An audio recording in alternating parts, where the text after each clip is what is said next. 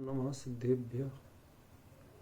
एष सुरासुरमणु सिन्धवन्दितं धोदगादिकं ममलं प्रणमामि वड्ढमाणं तीर्थं धम्मस्य कातारं शेषे पुणते थैरे ससौ असिद्धे विशुद्ध सा भावे समणे अणाणदंसं चरित तव वीर्यायारे ते ते सौवे समगम पतेगमेव पतेगम वन्दामि अवट्टन्ते अरहन्ते मानुषे खेते किच्चा अरिहन्ताणं सिद्धाणं तैणमो गणहराणं अज्जावैवगाणं साहूणं चैव सौवेसिं तेसिं विशुद्धदंसं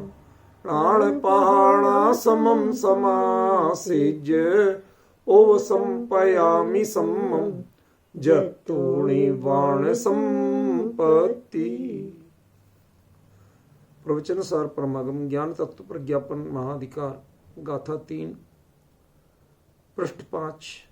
ते सौवे समगम पतेगमेव पतेगम वन्दामि अवट्टन्ते अरहन्ते मानुषे खेते।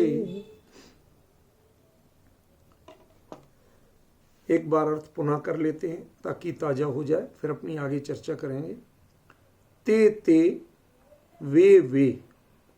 वे कौन?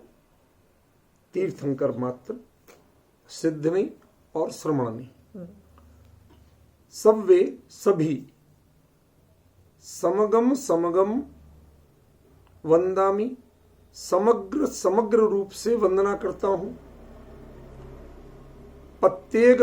पत्येगम एव वंदामि, और प्रत्येक की प्रत्येक रूप से वंदना करता हूं। किनकी? माणु से खेते, मनुष्य क्षेत्र में, वट्टन्ते अरिहंते, वर्तमान अरहंतों की। वर्तमान इस शब्द के अर्थ भी गहराई है, आगे खुलासा करूंगा, संकेत किया था आपको। पहले ऊपर से लेते हैं। ते इसमें 2 क्यों कहे? ते सव्वे में भी वही अर्थ होता, उन सभी को, और उन सभी को। तो क्या कहना चाहते हैं आचार्य देव? हमें समझना तो चाहिए ना, कोशिश तो करना चाहिए कि आचार्य देव 2 बार कह रहे हैं, क्यों? देखो, एक शब्द का 2 बार उच्चारण वह वीप्सा कहलाता है। कल आपको बताया था, वीप्सा माने जिस कार्य के प्रति, जिस व्यक्ति के प्रति आपको अभिलाषा विशेष हो, आपके अंदर की उत्कंठा को बताता है वह, कि ये आप काम बहुत मन से करना चाहते, दिखावा नहीं करना चाहते। कई बार होते, हम कई लोगों को पूछ ले, भाई साहब चाय पियोगे? पूछ नहीं होता, यदि उसने एक बार भी मना किया, दोबारा हम कुछ नहीं कहते। साहब हमने पूछ लिया था, हमने मना कर दिया, नहीं दिया। लेकिन यदि कोई अपना खास हो, चाय नहीं लोगे तो क्या लोगे बताओ? ठंडा लोगे, नींबू पानी बनाओ, लस्सी बनाओ, 10 चीजें पूछोगे। ये अंतर पड़ता है कि जिसमें वीप्सा होती है उसमें बारंबार उसके प्रति वही कार्य किया जाता है, चाहे विषय बदले पर कार्य नहीं बदलेगा। जैसे सत्कार का कार्य है, वो सत्कार ही कर रहे हैं। अब तुम्हें चाय से नहीं करवाना तो हम जिससे करवाना उससे करेंगे, लेकिन करेंगे। ख्याल में है ना? तो यहां पर जो ते का प्रयोग किया वो वीप्सा है, यहां तक तो क्लियर हो गया। ऐसे तो समगम में भी वीप्सा है और पत्येगम में भी वीप्सा है। लेकिन अभिप्राय क्या है? जब वहां तिथैरे एक बार प्रयोग किया, इसमें अरहंते एक बार प्रयोग किया, माने जो व्यक्ति हैं उनको तो आप एक बार प्रयोग कर रहे हैं। देखो, हमको विचार करना सीखना पड़ेगा मुकेश जी। हम लोग कई बार जल्दीबाजी में पढ़ के चले जाते हैं, उससे काम नहीं चलेगा। हमें विषय को स्पष्ट करना सीखना पड़ेगा। यदि आपको करना ही था, महिमा करना थी, तो तिथैरे में भी 2 बार करना था, या अरहंते वो तो इस गाथा में तो तुम 2 बार कर ही देते। समझ गए ना? वहां तो आपने एक बार कहा, लेकिन ते 2 बार कह दिया। समझ गया ना? देखो ये जो है, ये जहां विप्सा में अभिलाषावाची है, वहीं ये सम्मानवाची भी है। ते पहला जो ते है वो बहुवचन माने वो 19 है, एक नहीं, इस संख्या को बताता है। और जो दूसरा ते है वह उनके प्रति सम्मान आदरार्थक बहुवचन को बताता है। तो आप प्रश्न करिए कि पहली गाथा में तो एक वचन का प्रयोग किया था, अब क्यों बहुवचन का प्रयोग कर रहे हैं? पहली गाथा में पड़मामी का प्रयोग किया था, वंदामी का प्रयोग क्यों कर रहे हैं? जो अंतर पड़मामी और वंदामी में है, जो कारण, वही कारण उनको यहां पर ते कहने में, बहुवचन कहने में, जिससे आप सीधे जुड़े होते। पूर्ण आत्मीयता, पूर्ण समर्पण की वृत्ति होती है, वहां पर औपचारिकता नहीं होती। लेकिन जिनके पास गए ही नहीं, खाली पद, खाली स्वरूप का बोध है, समझ में आया ना? ऐसे ही वो थे, तो उनके प्रति फिर जब वंदना क्रिया है, तो वंदना क्रिया शिष्टाचार की क्रिया है, उसमें शिष्टाचार का पालन करना अनिवार्य है। समझ गए? इसलिए एक ते वह 19 संख्या का प्रतिनिधि है और दूसरा ते वह उनके प्रति सम्मान का प्रतीक है। दोनों का एक ही अर्थ नहीं, अर्थ तो लिखने में वे आ जाएगा। वे क्यों? जब अरहंते एक जगह बार प्रयोग किया, नहीं तो अरहंते भी 2 बार प्रयोग करते, ते अरहंते अरहंते, और आपने वो तो एक बार प्रयोग किया, तो ये प्रयोग 2 बार किया। समझ गए? तो वो कह के उन्होंने सम्मान का यहां सूचना दी है। साथ ही एक बात और है, जब कभी भी हम लोग किसी से थोड़े दूरी से आते हैं, पाए बिना आते हैं, तो हमारे भावों में एक व्यग्रता होती है, काश ये भी हो जाता।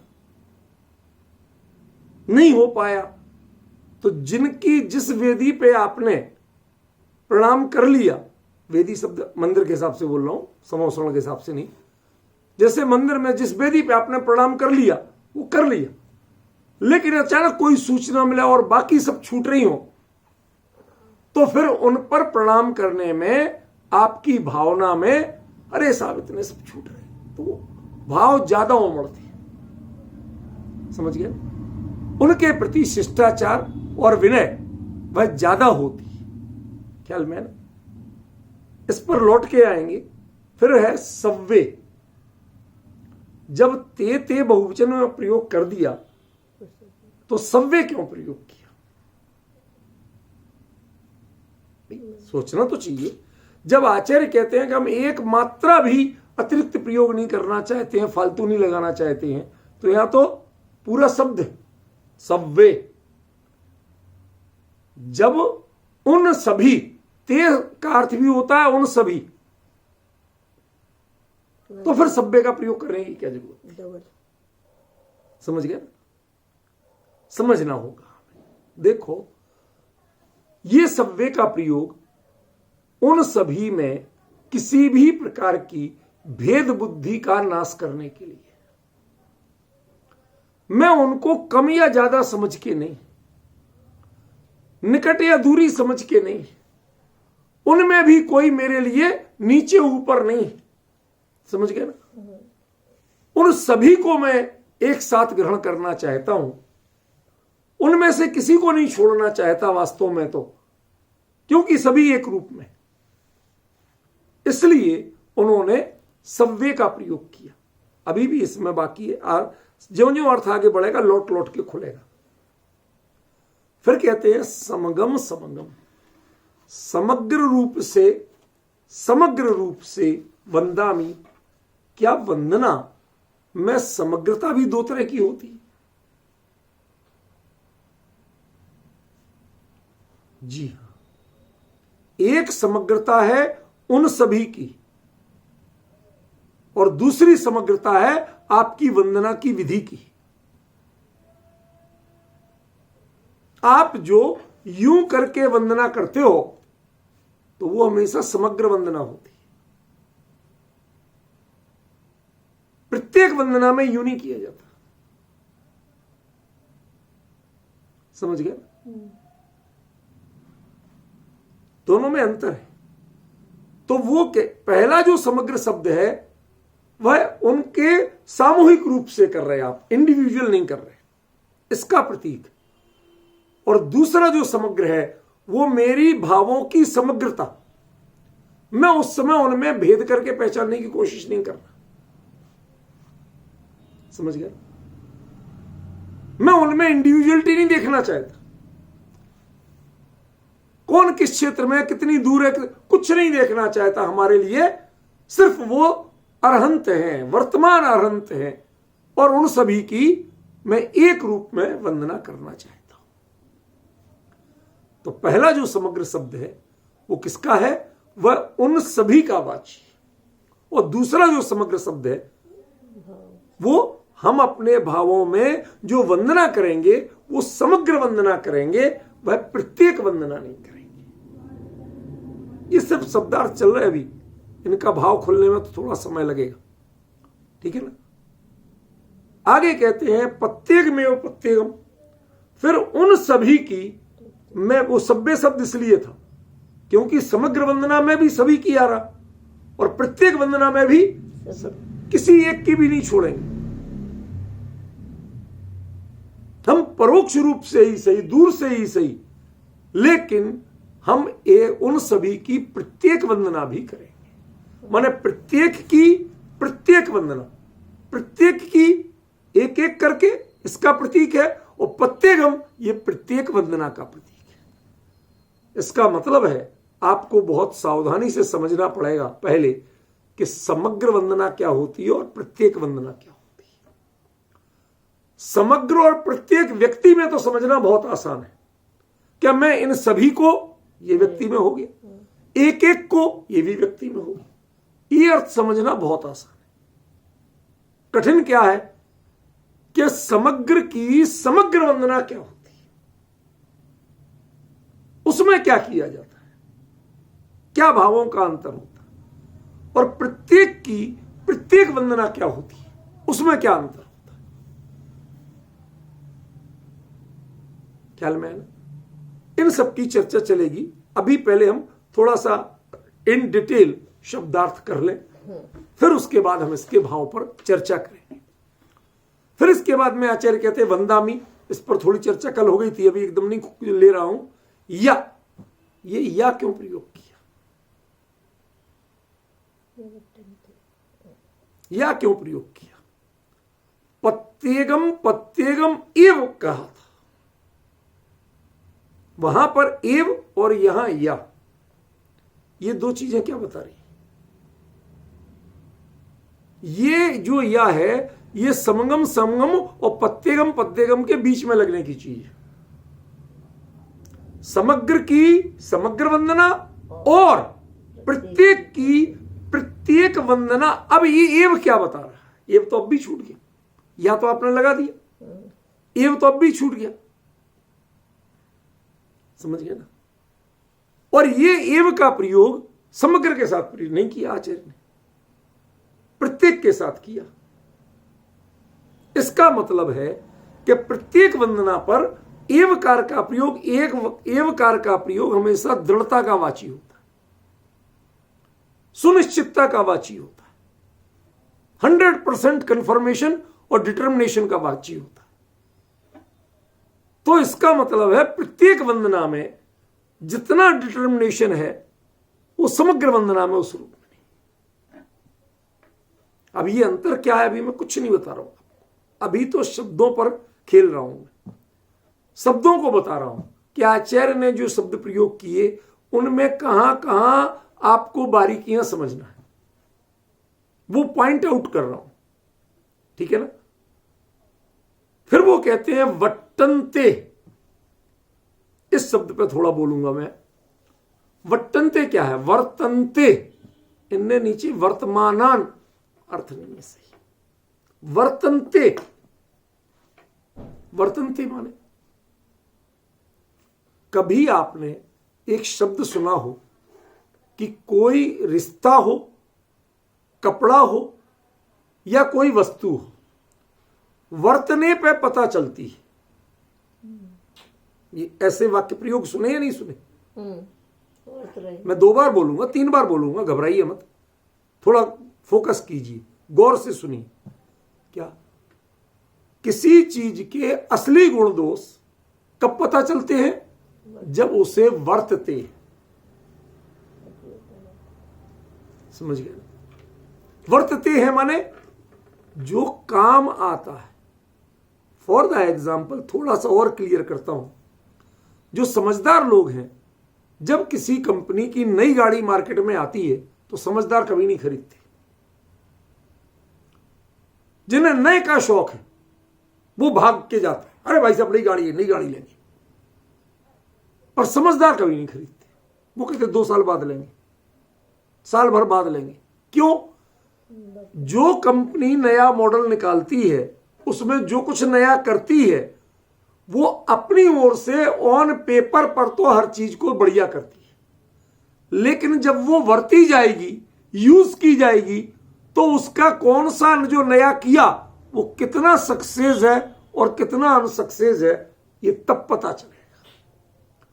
आज कंपनियां लाखों लाखों गाड़ियों को वर्तने के बाद कंपनी वापस बुलाती है। उनको बदले में या तो नई गाड़ी देते हैं या पूरे जितने समय के लिए देंगे उतने समय के लिए कोई दूसरी गाड़ी देंगे और कहेंगे इसको हम जो भी कमी है उसको हम सुधार के देंगे। ये पता कैसे चली? वर्तने से। जो कंप्यूटर पे तैयारी डिजाइन कर रहे थे, कंप्यूटर ने पास कर दिया था, बिल्कुल परफेक्ट गाड़ी बनी, इससे बढ़िया आज तक बनी ही नहीं। फिर हर कंपनी में एक R&D क्यों होता है? Research and development. डेवलपमेंट की जरूरत क्या है और रिसर्च में क्या खोजोगे? आपने खोज के ही तो गाड़ी बनाई थी। समझ गया? फिर उसमें खोजे हुए में क्या खोजना? कहते पहले आपने खोज के बनाई बढ़िया से बढ़िया, अब जो बढ़िया से बढ़िया है ना उसमें कमियां खोजना। और डेवलपमेंट माना उन कमियों को दूर करने का इलाज खोजना। समझे ना? ये पता कैसे चलेगा? जब किसी को वर्तेंगे, यूज करेंगे।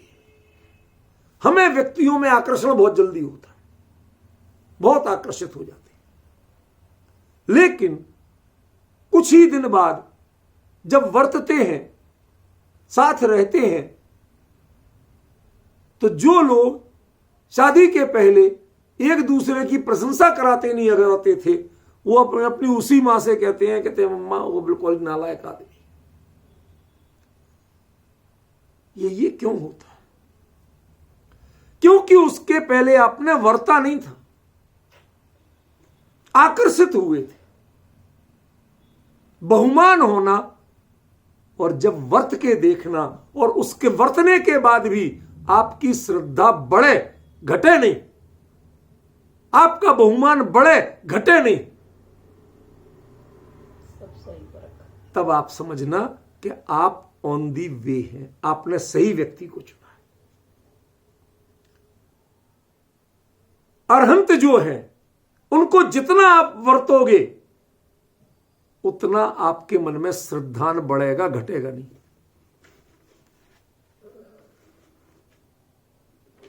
जितने उनकी सन्निधि में रहोगे, चाहे दर्शन करोगे तो श्रद्धा बढ़ेगी, प्रवचन सुनोगे तो श्रद्धा बढ़ेगी, उनका विहार ठाण से जो विहारा देखोगे तो श्रद्धा बढ़ेगी। कहीं घटने का कोई चांस नहीं है। कहते आपको हम नहीं कहते, आप ये ले जाओ चाबी गाड़ी की, यूज करके देखो, उसके बाद आपको पसंद आए तो लेना, नहीं आए तो नहीं लेना। ये कौन कहता है? जिनको ये कॉन्फिडेंस है कि ये वर्तने पर जितना हम बताएंगे उससे ज्यादा श्रद्धा जगाएगी, वो देते हैं गाड़ी की चाबी। अन्य लोग नहीं देंगे। अन्य लोग कहते हैं भाई साहब अभी आपको कंप्यूटर पर समझाते हैं, आओ एक एक चीज समझाते हैं। जो चीज चली ही नहीं, चलने की चीज है जो चली ही नहीं, उसको हम समझेंगे कैसे? अभी इसमें गहराई है, शांति से सुनते रहना, मैं क्रम से आगे बढ़ रहा हूं। दूसरा, क्षेत्र के हिसाब से जीवों की परिणतियां और संस्कार भिन्न भिन्न होते हैं। हर क्षेत्र के जीवों के परिणाम एक जैसे नहीं होते। कई जगह के लोग रफ्टप बहुत दिखते हैं बोलने में, लेकिन उनके मन में छल नहीं होता। कई जगह के लोग जैसे दाल तक मीठी होती है ऐसी जुबान भी मीठी होती है, लेकिन उसके बाद जो करते हैं वो बड़ा खतरनाक होता है। गलत कह रहा हूं? वर्तोगे जब पता चलेगा। टेस्ट पे मत जाइए, समझ गए ना?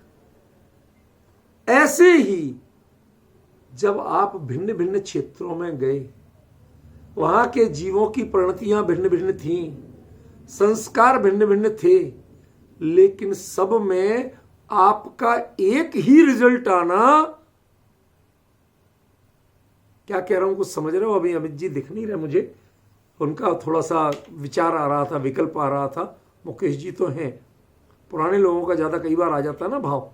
सुनो, वर्तने पर माने जो गाड़ी आपके मैदानों में बहुत बढ़िया है वो पहाड़ों में भी बढ़िया होगी, इसकी गारंटी है नहीं।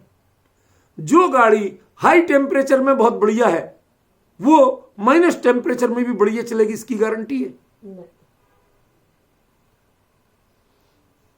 ऐसी गाड़ी किसी ने बनाई हो कि जो गर्मी से लेकर सर्दी तक सब जगह चले, ऐसी मैंने जिज्ञासा व्यक्त की। ध्यान से सुनना, कुछ और मर्म की बात बताना चाहता हूं। मैंने जिज्ञासा व्यक्त की, मैंने कहा भाई साहब शहरों के लिए तो आप सारी कंपनियां कहती हैं आप पेट्रोल गाड़ियां लीजिए, लेकिन जितनी बड़ी गाड़ियां होती हैं वो सब डीजल की बनाते हो आप। ट्रक हैं, बस हैं, आज तक पेट्रोल में नहीं बनी, इनका कोई पेट्रोल इंजन नहीं बना आज तक। हमने कि चक्कर क्या है? कहते उस पेट्रोल के वाहन में आपको स्मूथनेस तो दिखती है, फटाफट स्टार्ट होना तो दिखता है, रिस्पॉन्स तो जल्दी दिखता है, लेकिन उसकी सांस जल्दी फूलती है, ज्यादा गर्मी बर्दाश्त नहीं कर सकती, ज्यादा सर्दी बर्दाश्त नहीं कर सकती। ये स्टार्ट होने में तो देर लेता है, लेकिन माइनस सियाचिन से लेके और मरुस्थल के रेगिस्तान तक सब जगह चल जाता है। उसका इंजन बोलता नहीं। ये अंतर कब पता चलेगा? वर्तने पे पता चलेगा। जब आपकी गाड़ी कश्मीर से माल लेके चलती है और जोधपुर तक लेके जाती है, जैसलमेर जोधपुर तक, तो वहां टेम्परेचर 50 चल रहा और वहां माइनस चल रहा, और दोनों में जो कहीं परेशान ना करे, दोनों परिस्थितियों में भी सफल हो। आज हम बहुत सक्षम होते हैं अपने आप को एक टाइप की रुचि वालों के बीच में तत्व चर्चा करके अपनी धाक जमाने में। रुपल बहन सच बताना, क्या हम मोक्ष लोग एक बात नहीं कहते? अरे वहां तो कोई तत्व ज्ञान संस्कार के लोग ही नहीं है, उनके बीच में क्या चर्चा करें? ये संस्कार कौन जगाएगा? आप थे संस्कार वाले, जो गुरुदेव ने आपको सब कुछ सिखा दिया, आपके पास थे संस्कार। उस अध्यात्म तत्व ज्ञान को जानते थे आप? नहीं। यदि उन्होंने यही सोचा होता कि सामने कोई तत्व ज्ञान संस्कार वाले है ही नहीं, तो शायद समझदार पर एक बार भी प्रवचन नहीं किए होते उन्होंने। किसको सुना? अतई पता नहीं, अपनी मस्ती छोड़ी नहीं, उसके बावजूद जो आ गया, पूरे देश से विदेश से जो आ गया, वो उसी वाणी में, उसी लहजे में उसने मंत्र मुग्ध होना सीख लिया, भक्त बनना सीख लिया। ये अर्थ किसका बता रहा हूं? वर्तनते, वर्त रहे हैं आप, चाहे भरत क्षेत्र हो चाहे विदेश क्षेत्र हो, सब जगह जीवों की प्रणतियां क्षेत्र के हिसाब से, काल के हिसाब से भिन्न भिन्न होती ही। पर जहां वह तीर्थंकर विराजमान होते हैं, विहार करते रहते हैं, उस स्थिति में जहां जाते हैं, जो उन्हें वर्तते हैं, उसका नतीजा ज्ञान और वैराग्य ही निकलता है, वीतरागता की ओर ही जाता है। किसी का नतीजा राग और भोग की ओर नहीं जाता।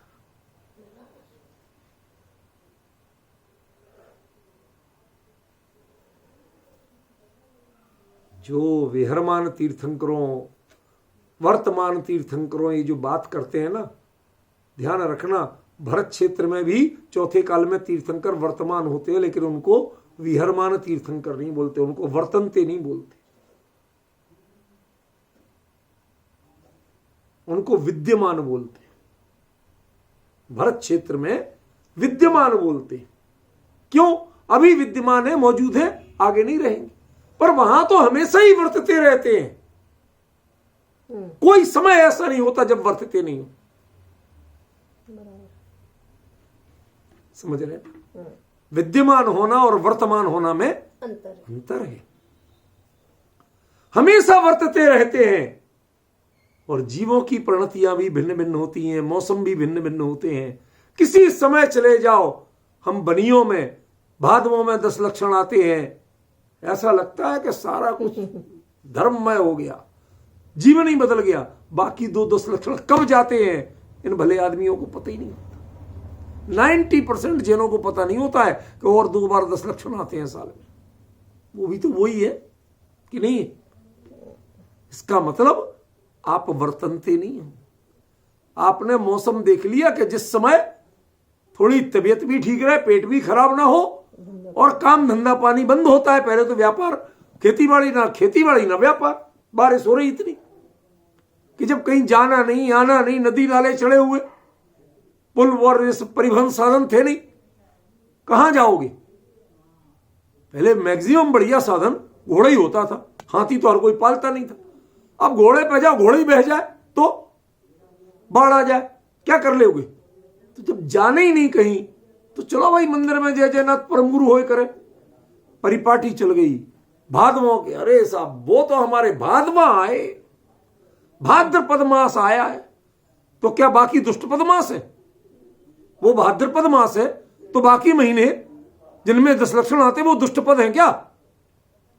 उनको क्यों नहीं? ये भेदभाव करना बंद करो। अपने आप गलती मानो कि आप बढ़िया भक्त नहीं हो, बढ़िया फॉलोअर नहीं हो, बढ़िया आराधक नहीं हो। आप अपने मौके के हिसाब से मौके परस्त लोग। समझ में आया? लेकिन जहां तीर्थंकर वर्तते हैं और जहां के लोग तीर्थंकरों की वाणी को वर्तते हैं, उनमें कभी ऐसा अंतर नहीं आता है जो हम लोगों में आता।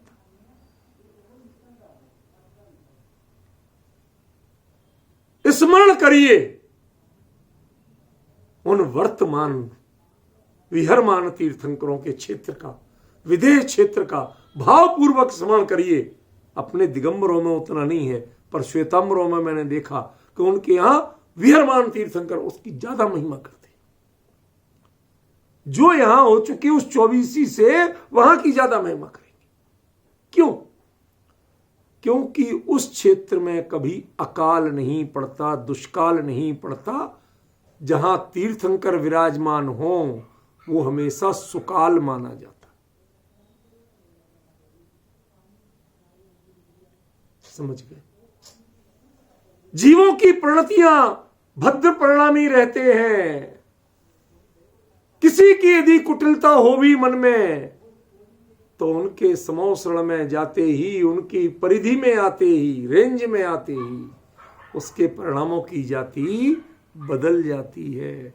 उसके परिणामों में वो क्रूरता, वो भोगाकांक्षा, वो विकृतियां वो रह नहीं सकती, टिक नहीं सकती। भले ही वो अंदर में श्रद्धा नहीं बदले, लेकिन बाहर में व्यवहार तो बदलेगा ही।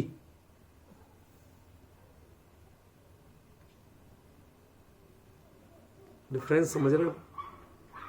इसलिए भावपूर्वक स्मरण कर रहे हैं उस क्षेत्र को के जहां पर तीर्थंकर हमेशा वर्तमान रहते हैं। बात कर रहे हैं मनुष्य क्षेत्र की, लेकिन ये मनुष्य क्षेत्र की बात नहीं है, वास्तव में ये बात मात्र विदेह क्षेत्र की है, क्योंकि मनुष्य क्षेत्र में भरत और ऐरावत दो ही क्षेत्र बसते हैं विदेह क्षेत्र के अलावा, समझे ना।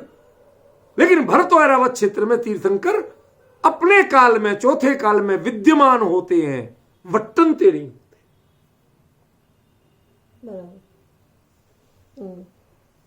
वहां जीवों के परिणाम एक जैसे नहीं रहते हैं, वो हमेशा तीर्थंकरों के अनुरूप चौथे काल जैसे परिणाम, वो भद्रता वो उनके परिणामों में नहीं पाई जाती। यहां पहले तीर्थंकर हुए तो प्रतिक्रमण की जरूरत हुई, आखिरी तीर्थंकर का काल है, प्रतिक्रमण की जरूरत होगी, 22 में के जरूरत नहीं है। ये जीवन में धर्म का स्वरूप आपके बदलता क्यों है मौसम के अनुसार? जहां नहीं बदलता है, ये दरअसल तीर्थंकरों के से ज्यादा ये उन लोगों की परिणतियों के प्रतीक है। कितनी बड़ी पात्रता होगी कि जहां तीर्थंकर का कभी वियोग नहीं होता। तीर्थंकर, थोड़ी भाषा बदल रहा हूं, तीर्थंकर हमेशा रहना चाहते, यद्यपि चाहते वाहते कुछ नहीं होता है, मैंने इसीलिए पहले संकेत कर दिया कि भाषा बदल रहा हूं, ये कथात्मक भाषा है, समझिएगा। प्रथमान योग की शैली में ये चलता है। वो उस जगह को छोड़ना नहीं चाहते हैं, पूरी तरह वियोग कभी नहीं होता है। क्यों? क्योंकि यहां के जीवों की पात्रता, परिणामों की जाति ऐसी है कि यहां पर कभी अकाल नहीं पड़ेगा।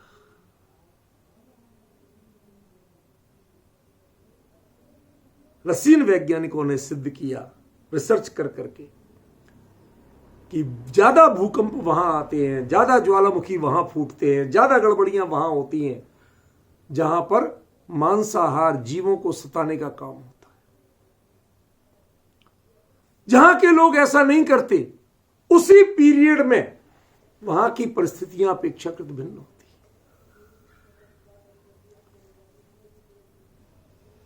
कल्पना करिए, मैं इस दृष्टांत को आगे नहीं ले रहा हूं, आगे बात दूसरी कर रहा हूं। कल्पना करिए इसी भारत में रहते हुए कुछ शहर ऐसे हैं कि जिनमें 12 मासी मौसम लगभग एक जैसा चलता है, और कुछ ऐसे हैं कि दिल्ली जैसे कि ठंड भी पड़ती है तो हाड़ तोड़, और गर्मी भी पड़ती है झुलसा डाले, इतना चेंज। और कुछ जगह साहब हमारे यहां गर्म कपड़े क्या होते जानते ही नहीं, जानते ही नहीं, जरूरत ही नहीं पड़ती, वही हाफ शर्ट रहती, हाफ ही शर्ट पहनते, अलग अलग ड्रेस की जरूरत नहीं। ऐसे ही जिन जीवों के लिए भिन्न भिन्न उपदेश की जरूरत नहीं, सीधी एक बात जाती है और सीधे अंतर में उतरती है। ये पात्रता प्रकट होना, तीर्थंकरों का योग बना रहना, ये हंसी खेल नहीं है। इसके लिए आपको अपनी पात्रता कितनी प्रकट करना पड़ेगी।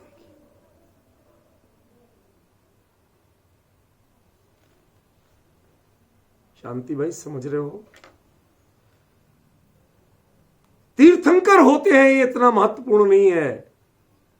आपके परिणामों की जाति ऐसी है कि आपको तीर्थंकर का वियोग कभी नहीं सहना पड़ता।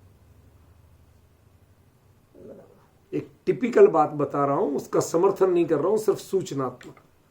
हमारे यहां कहा जाता है कि जैसे किसी को सौधर्म इंद्र बनाना है या कुछ बनाना है किसी कार्यक्रम में, और उसकी निर्विघ्न सफलता हो, तो आजकल तो होता है हम बोलियां लगा लें, पैसा ले लें।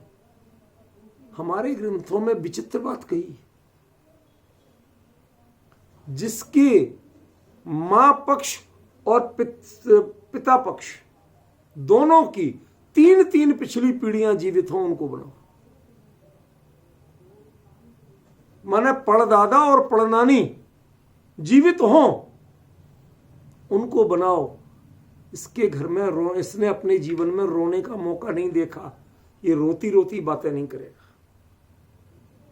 ये प्रसन्न चित्त से करेगा। इसके ऊपर तो 3 पीढ़ी मौजूद है, ये करने में कहीं खेद नहीं करेगा।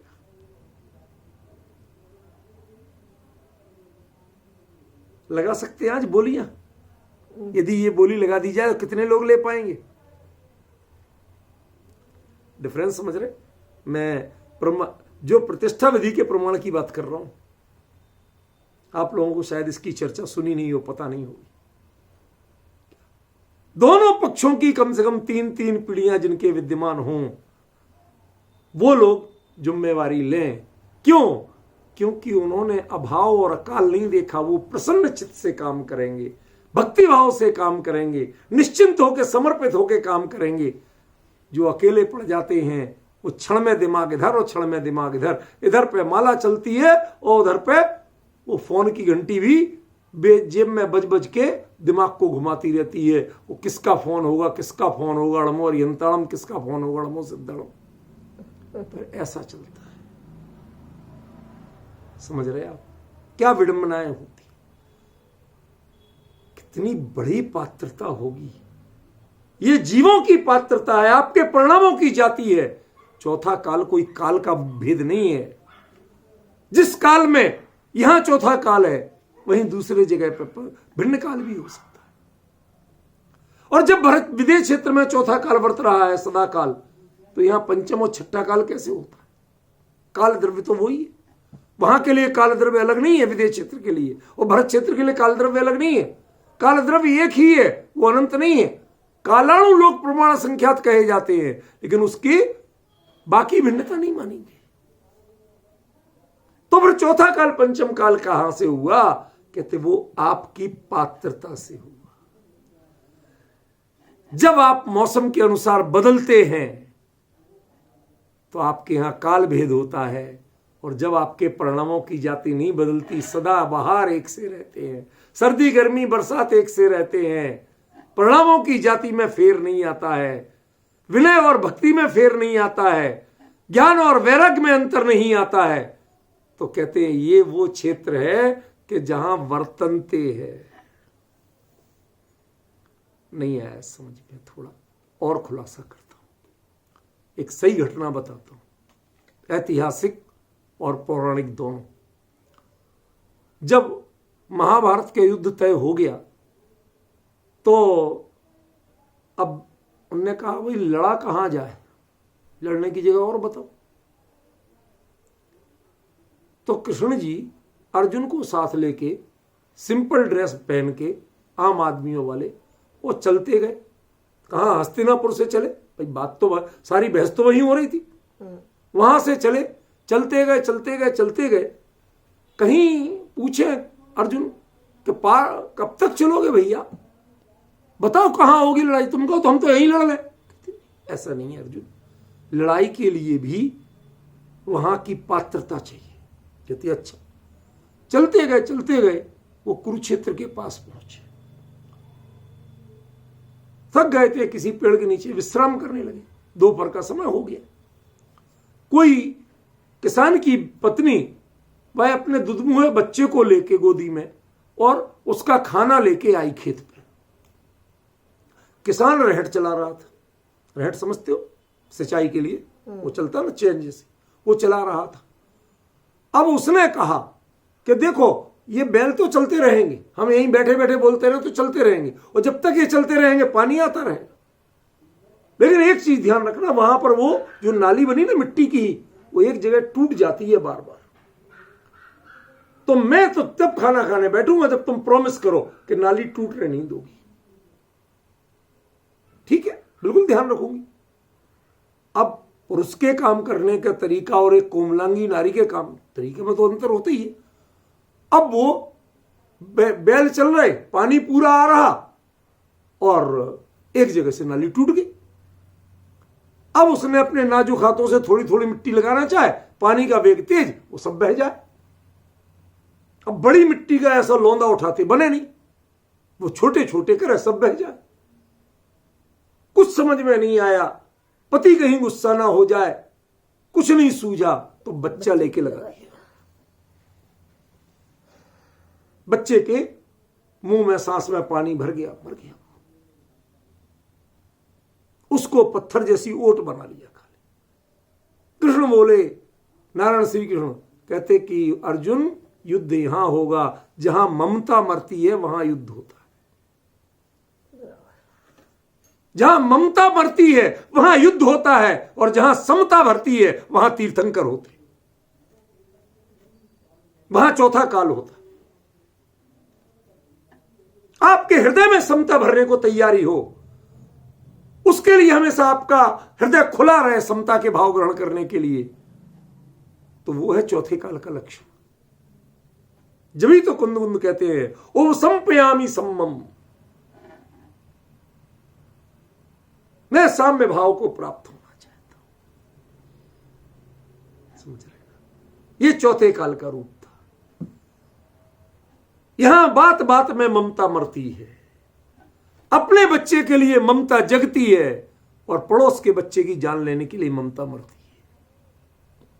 उसी समय वो मां जो ममतामयी कहलाती है, वह दूसरे के बच्चे के लिए इतनी क्रूर कैसे हो सकती है? यदि मां का स्वरूप ममता का है तो उसमें क्रूरता कहां से आती है बताओ? ये दुधा चरित्र कैसे होता है?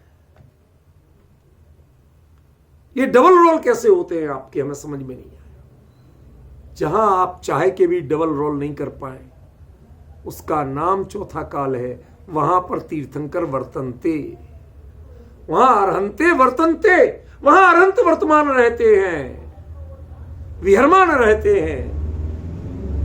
जहां पर आप अपने व्यवहार को चाहे के भी एकदम से बदल नहीं पाओ, कहीं विरोध का भाव नहीं है, कहीं विषमता का भाव नहीं है, उसका नाम है वट्टनते। ये अकेले तीर्थंकरों का विशेषण नहीं है। तीर्थंकर होना, इसका मतलब जानते हो?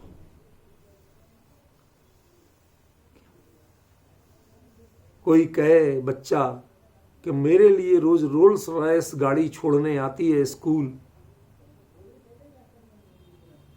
वो गाड़ी जो छोड़ने आती ना, उसको देख के जाना जा सकता है कि ये रहता कहां होगा। अब उसका घर ढूंढने निकलो, छोटे मोटे फ्लैटों में कहीं टिकोगे नहीं। शांति भाई अटकेंगे तो पेडर रोड पे अटकेंगे, भाई यहां कहीं हो सकता है। हर एक का एक लेबल है। ऐसे अरबपति कहां रह सकते हैं? चुनते हो कि नहीं चुनते? ऐसे ही जहां पर तीर्थंकर वर्तमान रहते हो, कभी विरह नहीं होता हो, तो आप तो विरहमान बोलने लगते हो। और वो कहते हैं जहां विरह होता नहीं है तीर्थंकरों का, समझ गया ना? हमेशा वर्तमान रहते हैं, विहरमान है, विहार करते रहते हैं, कोई क्षेत्रनाथ नहीं होता है। समझ में आया? भगवान को नाथ बोलते ना, क्यों बोलते? मुकेश जी आपको बताया था एक बार, ना अथ, अथ माने शुरुआत, पर्याय नाथ नहीं होती है। नाथ तो ज्ञायक होता है जिसकी कभी शुरुआत नहीं होती। पर्याय की तो शुरुआत होगी, लेकिन शाश्वत जो ध्रुव तत्व है उसमें ना आदि होता है ना अंत होता है। जिसका अथ होगा उसकी इति होगी। इति माने समापन, अथ माने शुरुआत। समझ गए ना? इसलिए गुरुदेव जब कई बार बोलते थे, नाथ शब्द करके बोलते थे, निज नाथ। फ्रेंड्स समझ रहे? उसका अर्थ ये था, वो त्रिकाली ध्रुव के लिए था, वो पर्याय के परमात्मा के लिए नहीं था। समझे? आप सब तीर्थंकरों के साथ नाथ शब्द जोड़ना अनिवार्य है। क्यों? क्योंकि इनके कल्याणक हुए हैं, लेकिन जिस पद पर ये पहुंच के पूज्य हुए हैं वह पद आज इनसे शुरू नहीं हुआ। वो पद तो नाथ है। क्या कह रहा हूं मुकेश जी, समझ में आ रहा है? अरिहंत पद वो नाथ है, उसकी शुरुआत नहीं होती है। ये पहुंचे हैं, इनकी परिणति पहली बार अनंत बनी हो, लेकिन अरिहंत पद आप वंदना करते हैं, नमो अरिहंता, वंदामी अवट्टन्ते अरहंते। आप व्यक्ति की वंदना नहीं कर रहे। शुरुआत की वंदना नहीं कर रहे हैं, वो नाथ है, उसकी शुरुआत नहीं होती, और जिसकी शुरुआत हो वो कभी नाथ नहीं होता। डिफरेंस समझिए, क्या गहराई है। जहां तीर्थंकर वर्तमान रहते हैं, जहां तीर्थंकर विहरमान रहते हैं, हम उस क्षेत्र के वासी। बहुत गीत गाए हमने, हम उस देश के वासी हैं जिस देश में गंगा बहती है। हम कहते हैं हम उस देश के वासी हैं जिस देश में तीर्थंकर रहते, विहरमान रहते।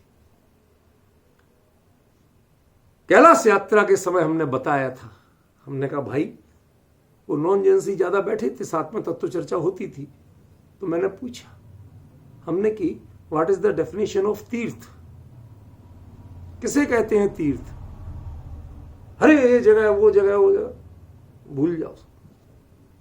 हमने की तीर्थ जो संसार सागर से पार उतरने का माध्यम हो, साधन हो, वो तीर्थ है। आपके जितने भी तीर्थ हैं जिनको आप तीर्थ कहते हो जगहों को, उन जगहों पे जो सदा काल रहते हैं वो निहायत दरिद्र, दीनहीन, तिकड़मबाजी, छल प्रपंच करने वाले क्यों?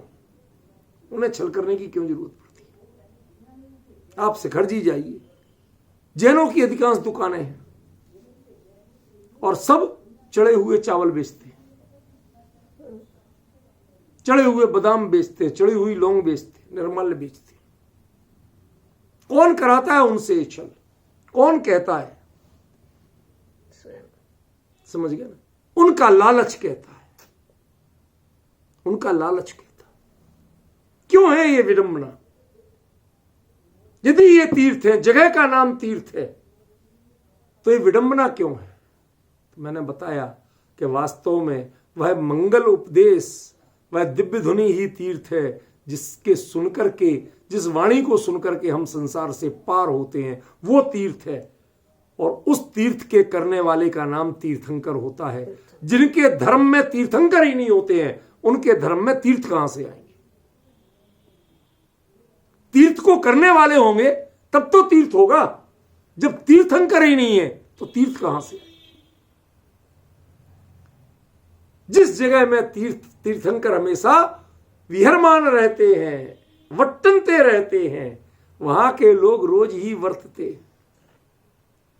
आज कल्पना कर सकते हो आप, जो छेढ़ाला पढ़ते हैं वो बात कल्पना कर सकते हो, मुनि को भोजन दे फेर निज करही आहार। कोई एक 30 मार्खा बता दो दुनिया में। नौकरी नहीं करता वो आहार बनाने की, खिलाने की, उसको छोड़ देना, नौकरी की बात नहीं कर रहा। श्रावक की भक्ति भाव से आप कह सकते हैं कि आज तो मुनि है, नहीं, मुद्दा वो नहीं है। आपके यहां परिपाटी थी कि जब तक उनके आहार का काल ना निकल जाए तब तक आप चौका लगा के उसको जूठा नहीं होने दें, मर्यादा में रखें। उसके बाद ही चौका जूठा होता था, कोई कुछ खाता था। हमने अपने घर पे देखा 2 रसोई चलती थी, एक पेंट्री और एक रसोई। मेन जो चौका था उसमें किसी को खाना पीना नहीं मिलता था, बच्चे मांगते थे तो एक अंगीठी अलग जलती थी, वहां उनको चाय मिल जाएगी, दूध मिल जाएगा, नाश्ता पानी कुछ भी जो रखा होगा मिल जाएगा। लेकिन मेन चौके में बैठ के खा नहीं सकते थे, बनना तो बहुत दूर की बात थी। जब वो समय निकल जाएगा उसके बाद ही पिताजी सबसे पहले जब सब कुछ करके आएंगे, बैठेंगे, तब चौका शुरू होता था, तब रसोई शुरू होती थी। उस समय तक प्रतीक्षा करते थे। भोजन हमेशा उतनी पवित्रता का बनता था, उतनी मर्यादा का बनता था कि कभी भी मुनिराज आ जाएं तो उनके लिए अंतराय न हो जाए।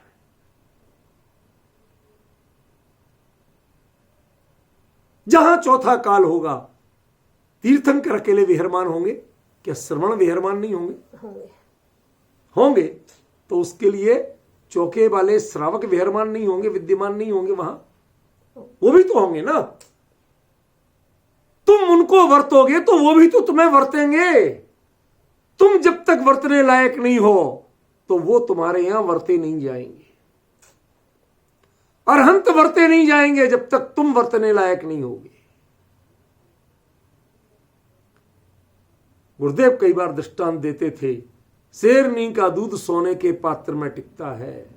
तीर्थंकरों का अवतरण, उनका विहार, वो चौथे काल के परिणाम वाले जीवों के बीच में होता है, ये पंचम काल के छल छिद्र वाले जीवों के बीच में नहीं होता। जो पद तो ऊंचा लेते हैं और काम बहुत खोटा करते हैं। पद लेते हैं अपरिग्रह का और पूरा जीवन परिग्रह के संचय में डूबता है। पूरे जीवन परिग्रहानंदी रौद्र ध्यान चलता है। शांति भाई, बहुत विनम्रता से कह रहा हूं पर कठोर बात कह रहा हूं। पूरे जीवन परिग्रहानंदी रौद्र ध्यान चलता है। मंगल कलश की बोली इतने में गई, पाद प्रक्षालन इतने में गया। आप हर्षित क्यों हो? लोगों ने, भक्तों ने क्या किया वो एक तरफ जाने दो, आपको इसका हर्ष क्यों? परिग्रह में हर्ष का भाव, ये तो परिग्रहानंदी रौद्र ध्यान है। भगवान, आपके परिणाम कहां आ गए? आपने दीक्षा किसकी ली थी? अपरिग्रह महाव्रत की दीक्षा ली थी। ये परिणाम कहां आ गए? आपने भाषा समिति की दीक्षा ली थी और किसी के प्रति कठोर वचन कैसे बोल निकलते हैं आपके मुंह से? कल्पना करिए।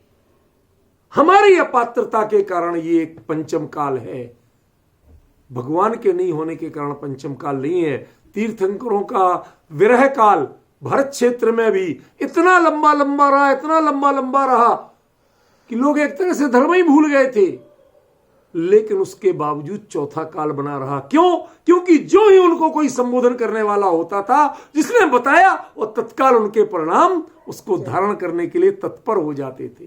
वो परिणामों की जाति जो अंदर में, वो मिट्टी की जो नमी थी ना, वो नमी बताती थी कि यहां चौथा काल है। और जब मिट्टी पथरीली हो जाए तो इसका मतलब यहां खेती हो सकती नहीं। यहां बीज डालना बेकार है। आपकी बीज, किसान बीज डालने को तैयार है। क्या आपकी पात्रता है कि उसकी फसल बने, वो लहलहाए, एक दाने के 50 दाने निकले? है पात्रता? नहीं है तो वो क्षेत्र वर्तनते क्षेत्र नहीं।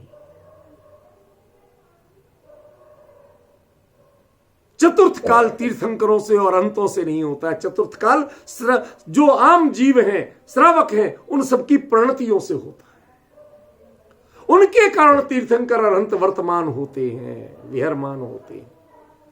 किनके लिए जाएं, किनके लिए सुनाएं? जिनकी पात्रता ही नहीं है, जिनके परिणामों में नमी ही नहीं है।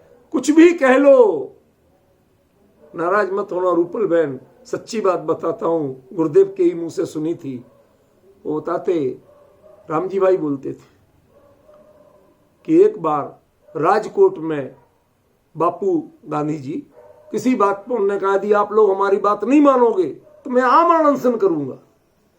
तो राजकोट वाले बोले, बापू जल्दी करो, राजकोट तीर्थ बन जाएगा, बहुत लोग आएंगे आपकी समाधि देखने, हम उसका भी पैसा कमा लेंगे। उन्हें इतनी भी पीड़ा नहीं हुई कि हमारे देश को आजाद कराने वाला वो क्या बोल रहा है और हम उससे क्या बोल रहे हैं। करो बापू करो, तीर्थ बन जाएगा। इसका मतलब तुम्हारे परिणाम कितने कठोर हैं। मीठी दाल खाने से आप मीठे नहीं हो जाओगे। परिणति मीठी होना चाहिए आपकी, विचार उतने मृदुल होना चाहिए आपके। समझ में आया ना बात? कभी किसी एक के प्रति है तो एक के प्रति नहीं लेना। वो दृष्टांत कभी ऐसा चलता था, ऐसा मत सोचना कि गुजरातियों से मेरी कोई लड़ाई है, कुछ मैं वो कर रहा हूं, ऐसा कुछ मत समझना। ये दृष्टांत की शैली है। समझ में आया ना? आचार्य ने कितना बड़ा शब्द दे दिया, वट्टनते। वो वर्तमान रहते हैं, वो होते रहते हैं। इसका मतलब चौथा काल है। जीव पात्र हैं, यहां भगवान की वाणी खरेगी तो बेकार नहीं जाएगी। ये राजकोट नहीं है कि बापू ने कह दिया कि हाँ करो करो तीर्थ बन जाएगा, उसका भी हम इनकेसमेंट कर लेंगे। ऐसा नहीं है। यहां तो इतनी बात निकल जाए, बापू वो चीज थे कि वह किसी कोने में, देश के किसी कोने में अनशन की बात करते थे तो देश में लाखों चूल्हे नहीं जलते थे। जब इतने संचार माध्यम नहीं थे, पर कानों कान भी खबर फैल गई कि बापू ने अनशन कर दिया, तो लाखों चूल्हे नहीं जलते थे। बच्चों के लिए छोटा मोटा देके लोग उपवास करते थे। जब एक व्यक्ति के लिए ऐसा हो सकता है, तो जब शासन नायक तीर्थंकर जहां प्रवर्तते हों, तो वहां हमारे प्रणाम उनको, उनकी वाणी को ग्रहण करने के लिए हर समय तैयार है। आज तो टाइम पूछना पड़ता है कब रखें प्रोग्राम। साहब इस समय तो दोपहर में कहीं रखवा के देख लो, स्वाध्याय में लोग कहीं नहीं मिलने वाले। भाई तो कौन आएगा दोपहर में, सब धंधे पे लगे। भगवान की दिव्य धुनी दोपहर में खिरती है, लेकिन एक की भी कमी नहीं होती है, पूरे होते। किसी को धंधा याद नहीं आता है। डिफरेंस समझ रहे ना? जब ऐसी परिणतियां होती हैं तब तीर्थंकर वर्तनते होते हैं, तब अरहंत वर्तनते होते हैं। आचार्य ने बहुत गहरी बात कह दी। मानु से खेतते एक और कह दिया। मनुष्य होना और इंसानियत या मानवता होना, इन दोनों में बहुत बड़ा अंतर है। हाथ पैर मनुष्यों के मिल जाते हैं, चित्र तो मिल जाता है मनुष्यों का, लेकिन चरित्र नहीं मिलता। समझ रहे कितनी बड़ी कमी है? मनुष्यों का चित्र पा जाते हो आप, लेकिन मनुष्यों का चरित्र नहीं पा पाते। मानु से खेतते, हम विचरण करें तो कहां करें? मनुष्य क्षेत्र तो होना चाहिए जहां हृदय में, प्रणामों में इतनी नमी तो हो कि भगवान की वाणी खिले। अरे दर्शन मिल जाए तो सुभिक्ष हो जाए। प्रकृति अपना चोला बदल लेती है। अरे मुनिराज आते थे तो वो माली आके सूचने, महाराज आज मैंने बिना ही मौसम के सारे फल फूल एक साथ लगे देखे। देखा तो एक मुनिराज विराजमान थे। क्या वो प्रकृति में इतनी समझ है, उसमें इतनी मानवीयता है, लेकिन मनुष्यों में नहीं है। इसका मतलब हम ज्यादा अपात्र हैं। वह पेड़ जो एक इंद्रिय है, उसने एक भावलिंगी मुनिराज का पदार्पण देख करके सारी अपनी खुशियां व्यक्त कर दी। रोम रोम पुलकित हो गया, असमय में ही फल फूल आ गए। लेकिन मनुष्य के परिणाम उनकी वाणी को सुन के आत्मसात करने के लिए तत्पर नहीं हुए। भीड़ जुट जाए, लेकिन उनमें से फॉलोअर नहीं मिलते हैं। सब अपनी झोली भरने वाले मिलते हैं। महाराज के दर्शन हो जाए, आशीर्वाद मिल जाए, बेड़ा पार। भोगों के भिखारियों की भीड़ मिलना बहुत आसान है, लेकिन सच्ची बात सुन के जिनका हृदय कमल खिलता हो, जिनका रोम रोम पुलकित होता हो, जिनका जीवन समर्पित होने के रास्ते पे चलता हो, ये परिणतियां नहीं मिलती। इसका मतलब ये मनुष्य क्षेत्र नहीं है। किसमें बात कर रहे हो तुम? गांधी जी चुपचाप अपनी लाठी लेके चले आए थे, कहते जीवन में कहीं अनशन करूंगा, लेकिन गुजरात में नहीं करूंगा। करूंगा भी तो अपने अलग आश्रम में करूंगा। गुजरातियों से तो खतरा लगता है, ये तो कहीं भी शहीद कर देंगे हमें। इन्हें अंतर नहीं पड़ता, पक्के व्यापारी है। ध्यान रखना, ये व्यंग्य जो है, चुभन जो है, उस व्यापारी मानसिकता की है। धर्म में व्यापार नहीं होता। बदले में क्या चाहिए? भगवान आपकी वाणी सुनी, हम समर्पित हो गए, हमारे लिए बदले में क्या चाहिए? वो बदला नहीं करना है। जो हमारे परिणाम बदले ना, हमें बदलना है। आपसे बदले में हमें कुछ नहीं चाहिए। हम बदले में चाहते हैं तो व्यापार करते हैं, और जब खुद बदलते हैं, इसका मतलब है हम मनुष्य बनते हैं। वो मनुष्य क्षेत्र है। जो स्वयं परिवर्तित होने को तैयार हो, वो मनुष्य क्षेत्र है। जो बदले में कुछ चाहते हैं, वो व्यापारियों का अड्डा है, कठोर क्रूर वृत्ति वालों का अड्डा। जो भगवान के पास जाके बदले में भोग चाहते हैं, वो क्रूर व्यापारियों का अड्डा है, जहां इंसानियत नाम की चीज नहीं, जहां मानवता नहीं है। वो मनुष्य क्षेत्र नहीं है, क्योंकि मनुष्य क्षेत्र में तो भगवान की वाणी खिले, और किसी के परिणाम में बीज न जमे धर्म का अंकुर न फूटे, ऐसा 3 काल में हो सकता नहीं। भगवान वहां विहार ही नहीं करते हैं जहां जीवों के परिणाम में ये पात्रता नहीं हो, जो मनुष्य क्षेत्र नहीं हो, वहां विहार नहीं करते भगवान।